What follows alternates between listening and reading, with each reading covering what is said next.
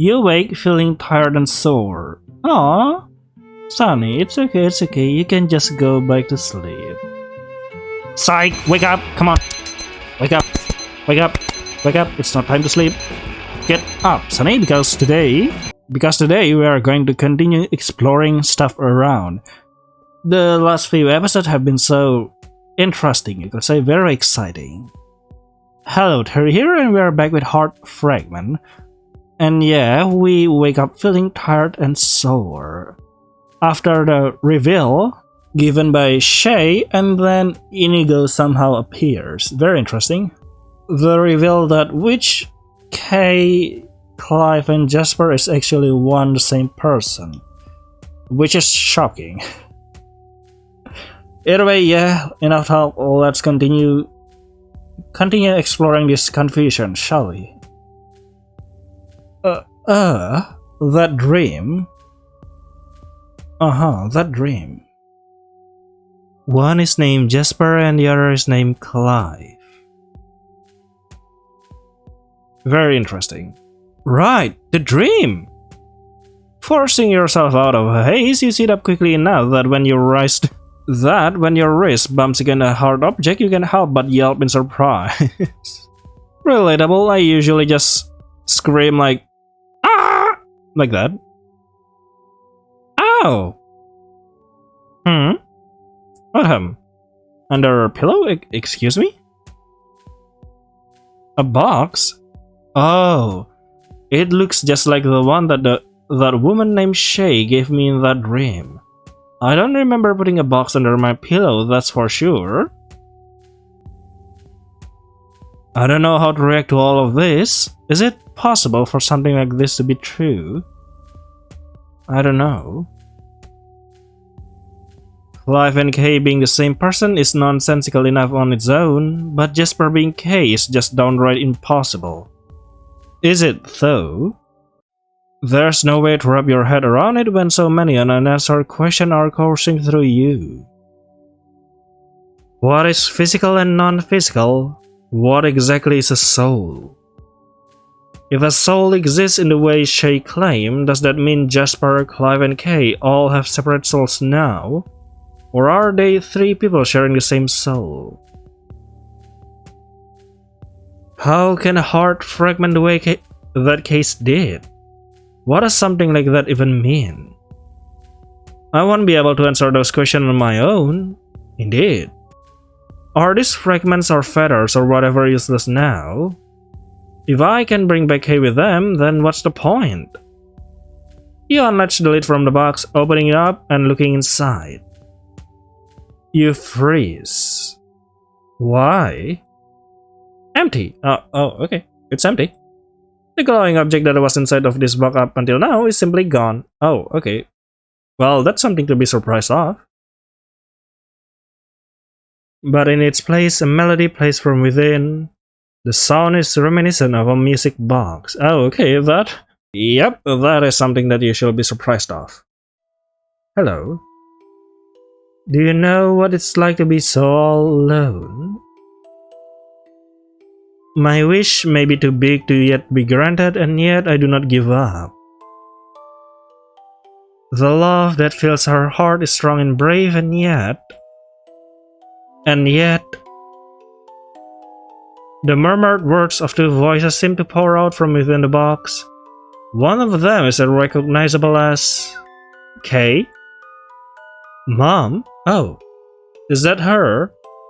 Or is it Shay again? Who are they? I like to think that maybe this time it really is her somehow, even though that probably isn't possible. It'd be nice to hear her one more time. You're not sure who the second voice was? The soothing effect of a familiar motherly tone has practically erased it from your mind already. You sure that's not an important detail? The song fades away when you close the lid on the box. Interesting. You've been getting dizzy and nauseous often lately. It may be anxiety catching up to you after functioning properly for too long, or all of this thing happening? Is that connected to everything too? It is unlikely to be a mutant trait to get sick, especially since you haven't noticed such an abnormality before now. Maybe the stress of it all is just too much, indeed. And now to have someone say that your friend Kay and even Clive are both the same as Jasper, it is too much to add to the mix. How much more can you take at this point? Indeed. Ah! A Starek social alert thrusts its way through the dizzy haze your mind is swimming through and brings you back to the moment at hand. Is it Shannon again already? No, I think that's Clive. Clive! Oh, I am correct. Sonny, you there? Yeah, what the hell? Why didn't you message me sooner? Indeed, why? Sonny, you already know why, didn't you? You were worried about me, huh? Oh? What? Where on earth have you been? What is this? What is this thing? Where do you got it? Hey, I'm sorry. I really didn't mean to end up like that. Okay. Can we meet up? Please, I really need to tell you some stuff. Not going to give me to Jasper, right? Is that one of those emojis like the one Shannon uses? What the hell? Did Shannon use that? I didn't saw one. If Shannon did, that would probably for the best. When and where? Can you meet me at a cafe? The one we went to last time. Okay. Yeah, I'll be there. Your head pounds the moment you set your phone down. I should get ready for the day. Maybe breakfast will help clear this brain fog. Maybe. Let's get some breakfast. At a cafe, huh? I wonder why we aren't just meeting up at Lana's place. Either way, it's not like you can just refuse a request like this. Saying no will rob you of your chance to figure out what the hell happened yesterday. Yeah, why not at Lana's place? Looks like Lana already left for work, indeed. Let's go then. Hello.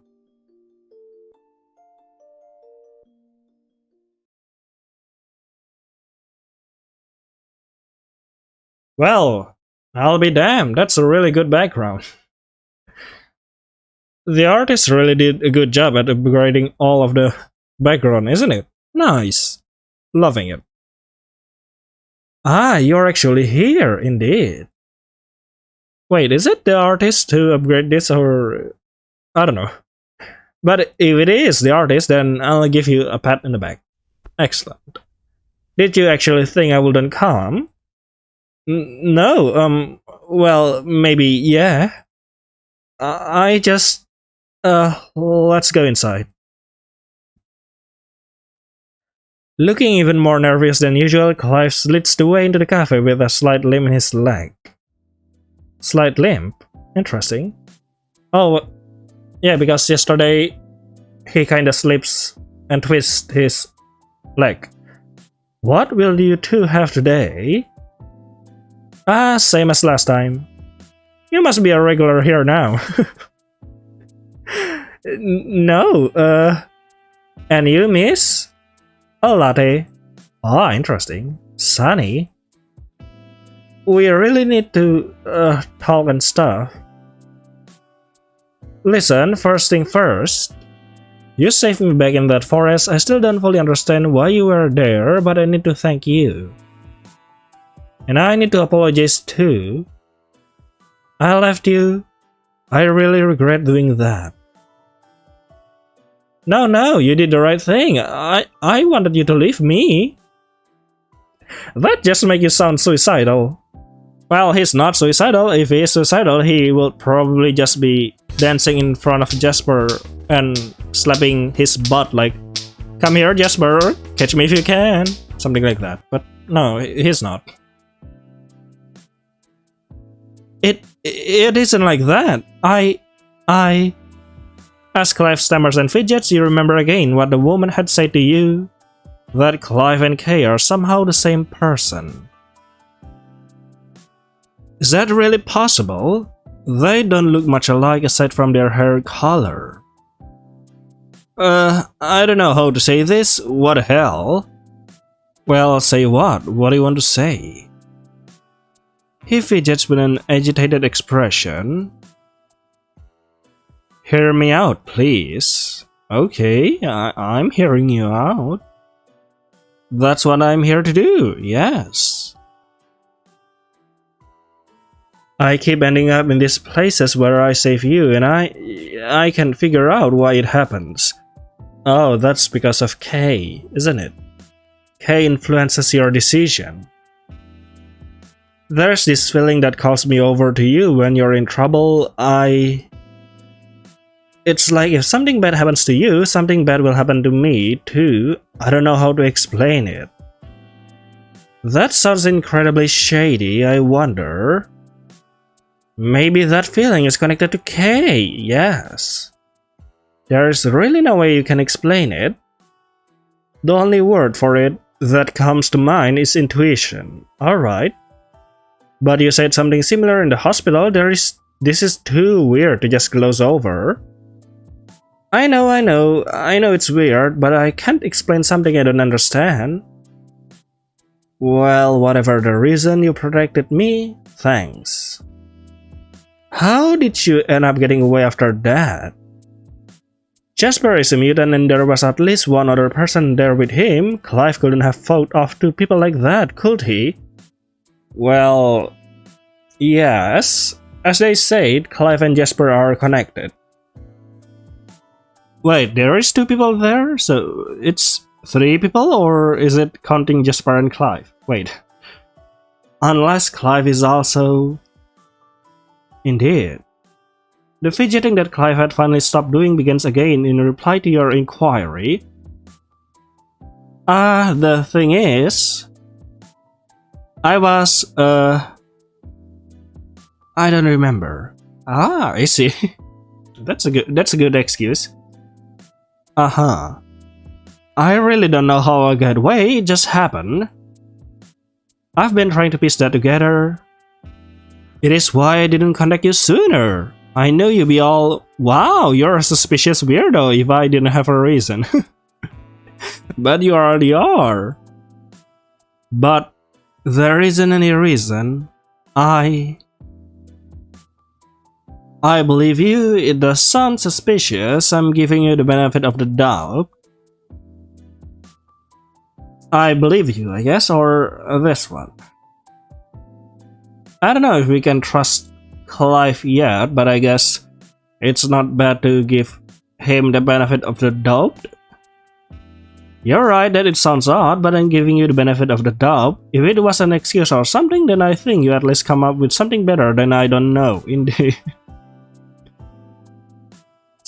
Thank you. Indeed. Anyway, what's most important is that you made it out there alive. I don't think I'd be able to forgive myself if he truly went and disappeared because of me. Was the person chasing you there the same guy who stabbed you then? Yeah. Correct. You don't need to answer that if it makes you remember something awful, but if you do want to talk about it, I'm,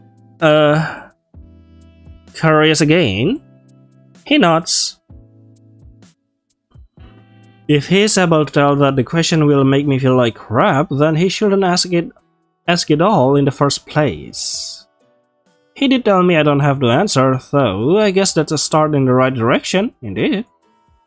I'm not sure if I should be happy or creep out that he already knows me well enough to tell when I'm getting uncomfortable. Oh. One of the many unanswered questions you have about Clive is why his action compared to Kay feels so much different. Well, because they are two different persons? If you met Kay when he warned you about an unknown danger from your window in the middle of the night, and Clive when he stared at you on the street, naturally you consider both of those things strange and suspicious, indeed. But while you certainly feel the abnormality of it all from Clive, everything felt natural with Kay. Maybe it is because of the way Kay seems self-assured in his actions, but Clive acts like that. You glance... yeah, act like that. You glance over at him to see his fingers tapping against his cheeks rhythmically in yet another fidgeting motion. Clive?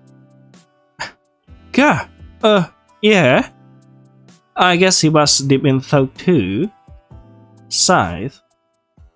I'm a complete loser, huh? No, you're not. By the way, the devil bar warns me that the Act 2 contains a lot of bad endings possibilities, so yeah, be prepared. Clive looks down, staring into his cup of coffee. I kinda feel sorry for him when he looks so distraught. Get up and sit next to him, you're a loser, maybe a little bit. No. Let's do this. Oh! Whoa, hey, what are you doing? Don't make this weird, you just...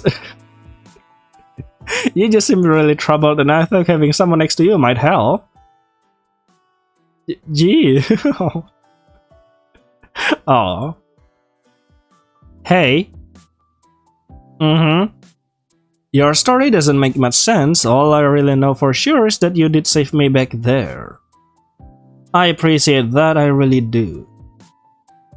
I appreciate that, I really do.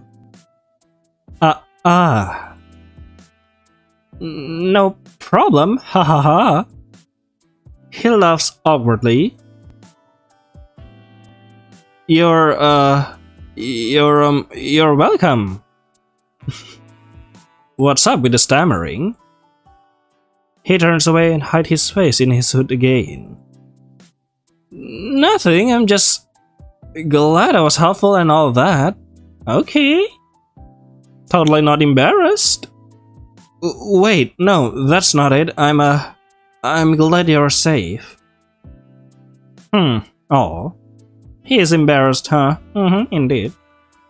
Your leg seems to be feeling better. You were limping, but that's an improvement from not being able to stand. It feels a lot less sore than I thought it would. No pain for the most part, just a little bit when I walk. Okay. You could barely walk yesterday. The pain is already almost gone. But, probably? Clive's face grows tense at your continued questioning. Would his leg have gotten that much better overnight?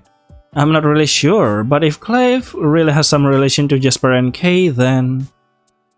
Is Clive a mutant? Was Kay also a mutant?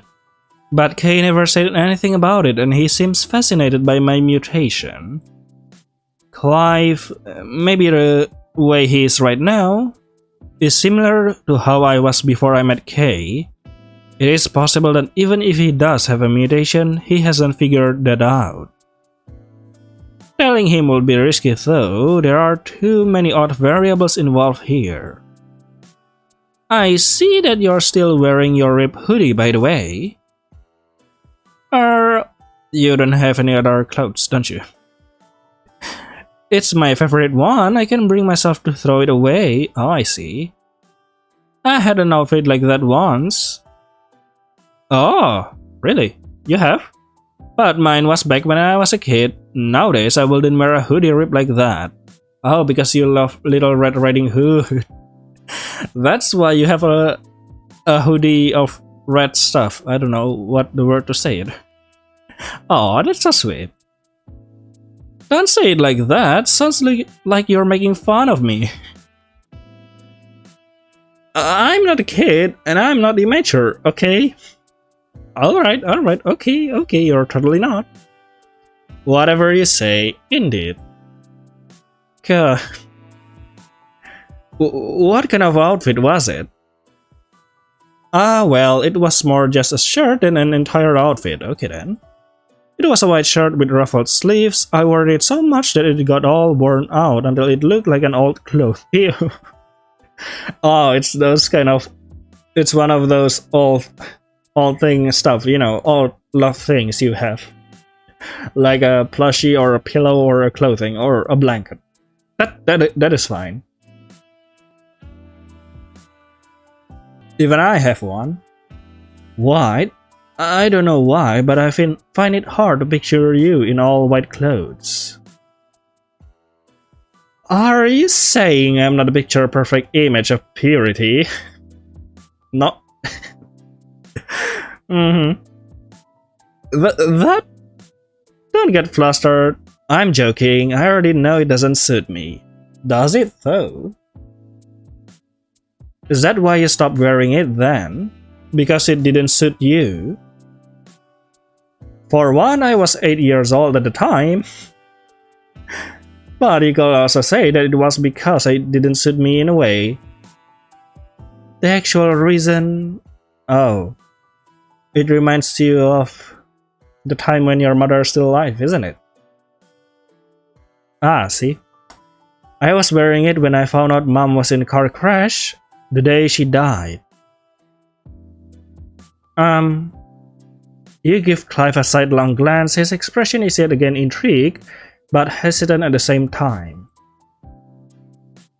You don't have to tell me if you don't want to. If you do want to talk about it later, though, I can listen. That's a surprisingly kind gesture. Are you saying I'm not usually the pick? You're playing with that? You little shit. Are you saying I'm not usually the picture-perfect image of kindness? You can help but be stunned into silence when Clive throws your sarcasm back at you. Hehehe, just joking. He's smiling again. What's up with him? Somehow when Clive smiles, you feel like you're looking at an entirely different person. Different person. Oh. K, isn't it? See? K flashes through your mind. That smile is almost the exact sort of smile I expect from K. Indeed. You can fully accept right off the bat that Clive and K were somehow the same person, the same soul, whatever all of that means. But for some reason, Clive's smile made your chest tighten for a moment, like being reunited with a lost friend. How can he be so dissimilar to Kay while still making you feel like you're staring at a familiar face? Indeed. Kay would visit almost every night. I got used to his mannerism and his expression. He smiled cheerily sometimes, and other times his smile masked something else. If I were to describe it, it'd be that Clive's smile is somewhere in between those two things, but it still feels so familiar. Clive's demeanor is completely different from Kay's. Kay typically held himself confidently even with his blindness. He didn't need to see to feel in control of his actions. Clive is the opposite. He can see, but he's also clumsy and awkward and never seems to stop fidgeting. Well, here's the problem, Sonny. You're comparing two different persons. Well, they're the same person at the same time, but they're also a different person. How do I say it? Different life. One person, different life. Perhaps that's the word. You're comparing them both, and that's not fair. You're hoping to see Kay in Clive, and yeah, that simply isn't fair. Sonny went quiet again. Ah, sorry. Clive eyes you curiously as if he is trying to read whatever is going on inside your mind.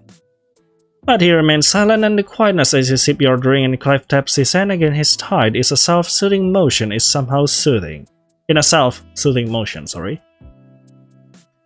Clive isn't exactly the definition of trustworthiness, but despite that, he's rescued you on a number of occasions. There's so much to him that you don't understand. Indeed. Are you thinking about something that makes you sad? Why would you ask that? Because you're frowning so much. It's like the expression you had when I first saw you. I don't feel particularly sad right now. What is he on about? Maybe I just don't understand what kind of expression are normal for you. Sorry, I shouldn't have said anything. Hey. Huh? How did I grab your attention to the point where you were staring at me when we passed each other on the street? That's... part of it was that you looked really down, frowning a lot, but I also felt like you were vaguely familiar. I don't think that anymore, of course. It's not like we met before or anything. We did, kinda. When I saw you walking on the other side of the street, God, don't make me talk about stupid things like this. It was just a gut feeling. Hey? What are you chuckling about? It's just... usually you're the one asking me questions that put me on the spot and catch me off guard. Looks like I did the same to you this time. Oh shit. Does it really feel this embarrassing when I ask those things? He's only just noticing it now. Yeah, he did. Look, in Marathon, I'm sure you already noticed that there aren't any school. The nearest school is 45 minutes away. Oh, in the town. I was homeschooled growing up, and since I live in Marathon, I never talk to people much. That explains a lot. Shut up! Don't word it as if you have just solved some big mystery. I suppose I have. You're the kind of person that doesn't seem to recognize when you make others uncomfortable. If you haven't had much chance to interact with people your age, then... maybe there are some flaws in that assessment. It isn't like I ever went out of my way to talk to people my age either. Yes. But at least you have Shannon. Shannon is equal to like 10 people. Or even more. That explains a lot about you too. What? How so? You're really awkward too. Yep, two dorks. Maybe that's why you're easier to talk to than most people. I'm awkward? Like Clive? Oh god, I really hope that's not true. It is true. But maybe it wouldn't be so bad to be similar to Clive. Despite his quirks, he still seems to always be trying his best. I feel like I underestimated him again. You just... yep, you did. You think I'm easy to talk to, huh? Well, that's... The almost in the middle atmosphere is broken by Clive, slamming his fist down on the table. What? On the table? What? Clive, why? Whoa, what the hell? Yeah?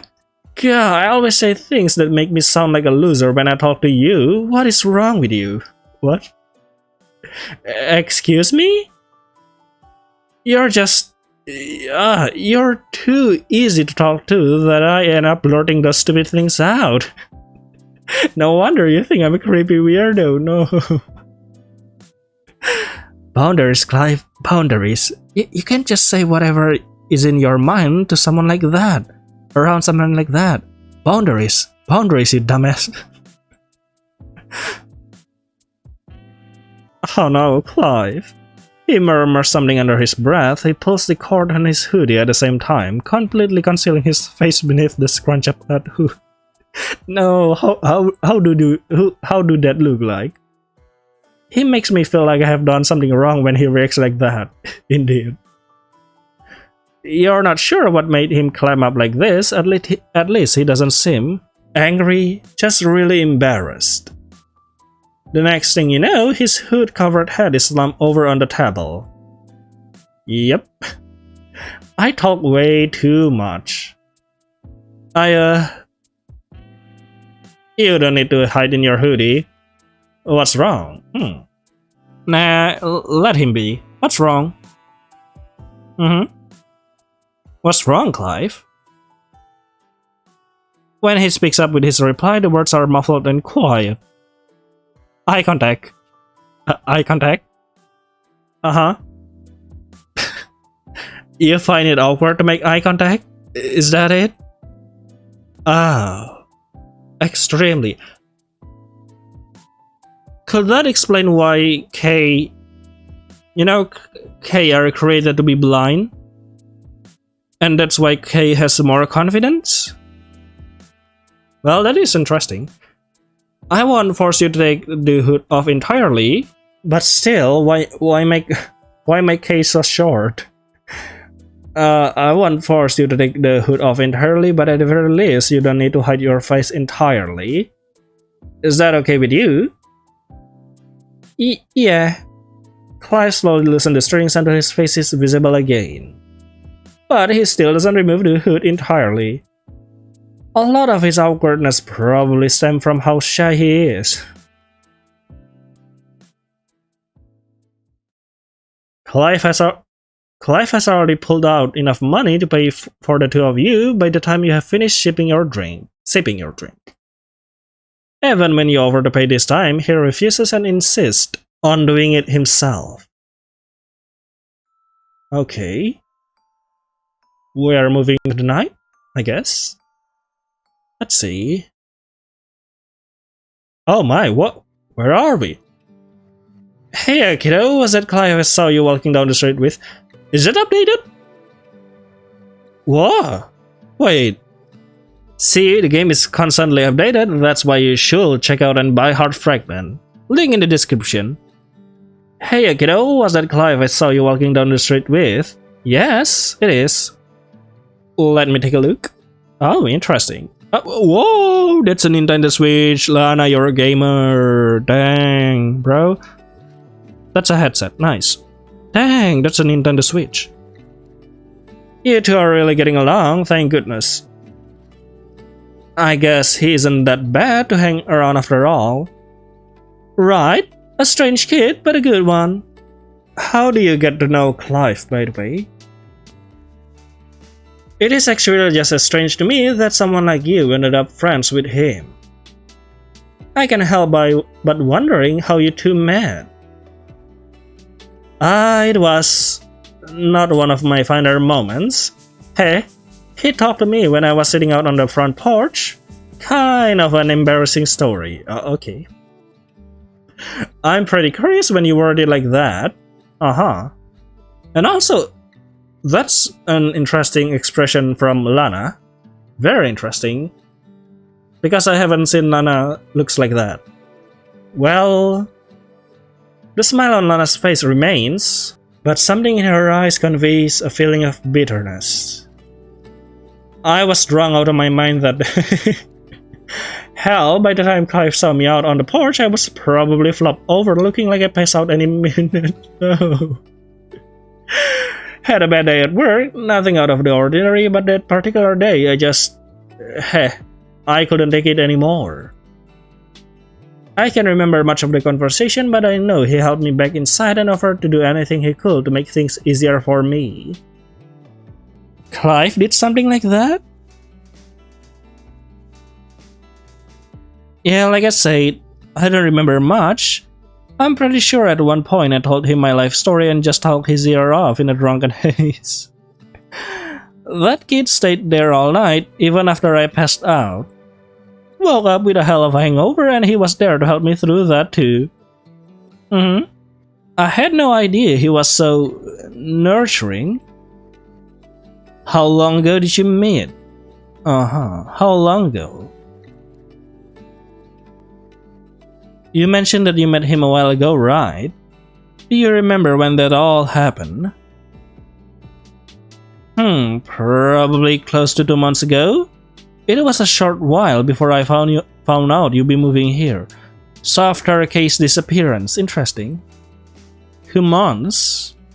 The time that passed by since Kay disappeared will probably have been close to that time frame, indeed. Clive's appearance coincided with Kay's disappearance, but if that's true... What brought Clive to Pirathon?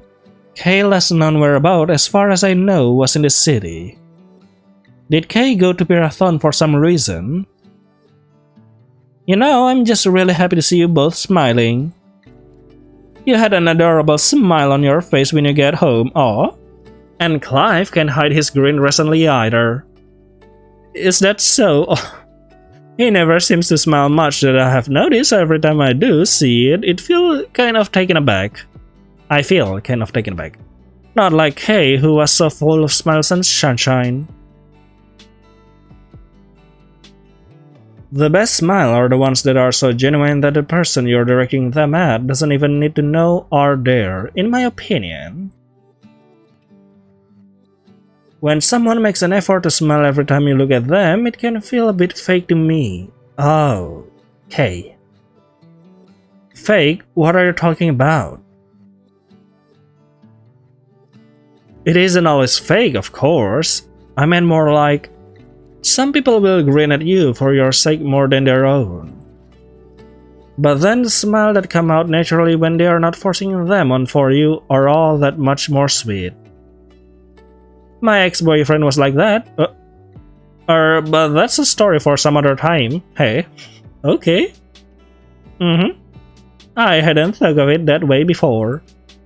Lana's viewpoint makes a bit of sense, but you're not entirely sure if you agree with her assessment. Indeed. What's so bad about smiling for someone else's sake after all? Wanting them to be cheery and comfortable around you is a sign of sincerity too in its own way. But sometimes it's just tiring, you know. Uh-huh. Interesting.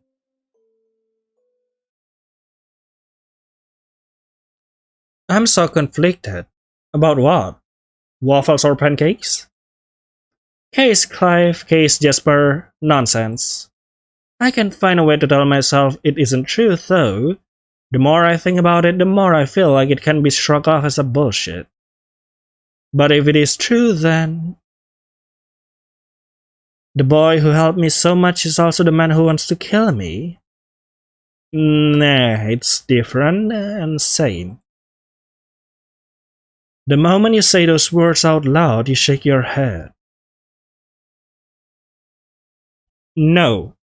Even if they were the same at some point, they weren't when I met Kay. He was sincerely giving his all to helping me. If one side of him was certain about murdering someone and the other wanted to save them, I can sort of see why they'd be conflicted to the point of wanting to tear themselves apart. Your thugs have started to wander back to all of these complicated issues sometimes. Sometimes I feel like I can't take it anymore. But even so, you tuck your nose under the blanket as you normally do when seeking relief from the stress of a rough day. Close your eyes and drift to sleep. Hello?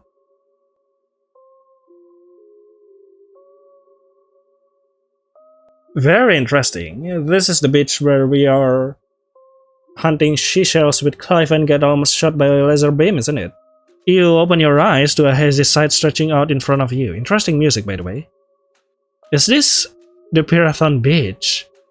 It looks like there's a storm brewing. The dark sky seems menacing. How could you not feel uneasy in a setting like this? Is this going to be another nightmare? I'm so sick of this bullshit by now. You prepare yourself for the worst, but... Hello? Kay? The figure that appears in the distance is far from the horrible thing you had come to expect to see in your sleep. What? Kay, is that you? Something is different, I don't know what. You're certain that figure standing off in the distance? You rush towards it. It has a different face, isn't it? Kay, okay, the same face. This is a dream, right? Why do I feel so excited to see him when I already know this isn't real? Screw rationality. It's been so long since I've seen him. You haven't abandoned your rationality yet. At this point, I have abandoned it. Huh? As if stopped by some invincible force, you find yourself unable to push toward. Kay is so close, you could almost touch him if you were to run for just a few seconds longer, but it feels like there's a wall blocking my path. Kay, do you hear me? You call out into the darkness of your dreamscape in hopes that your voice might somehow reach him, but that's when you notice something off. He isn't moving. He hasn't moved this entire time. And his eyes... Oh. Doll-like eyes replace his usual cloudy blue ones. And just slightly below that, his mouth is sewn shut. What the freak? That is horrible. Let me see it closer. Blue eyes. Interesting. He doesn't move because he can't move. His limbs are as limp as a puppet on string that has been left to rot alone. Oh no. A doll thrown out by its owner. Nausea, your head pounds. K? And then I don't like that. God dang it. I literally shiver. What the freak? It's so smooth and then slowly. With the movement of a ragdoll, his arm thrusts outwards in your direction.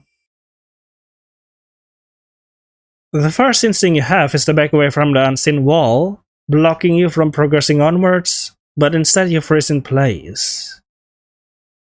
You can't help but freeze because... Oh, red. Red floods your vision as this version of K is suddenly torn apart. What the freak? You expect such a strange form to be filled with stuffing like a toy, but what gushes forth is undoubtedly blood. What the frick, dude? What's happening? I'm surprised our main character haven't experienced a PTSD or something like that. But I guess after this, yeah, our main character would probably experience one. A chill curses the back of your neck like a cold hand. Whatever unseen creature is tearing K apart is relentless as it rips away flesh and tissue. Oh god. Oh yeah, and this part surprises me because it suddenly jumps from the usual heart fragment, you know, mystery, tragic story to like, what the freak is happening? Whoa.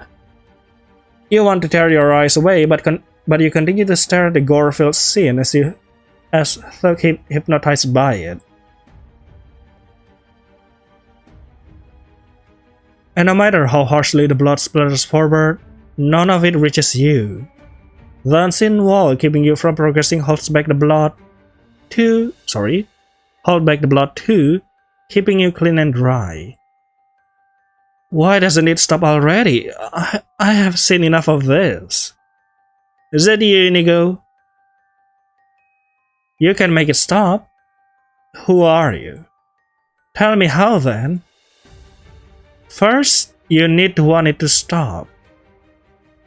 The fuck? I really want it to stop. Yes, the you in this moment wants it to stop. You are correct. And the you in this moment should also know that if she willingly turns a blind eye to the truth, she has already lost this fight.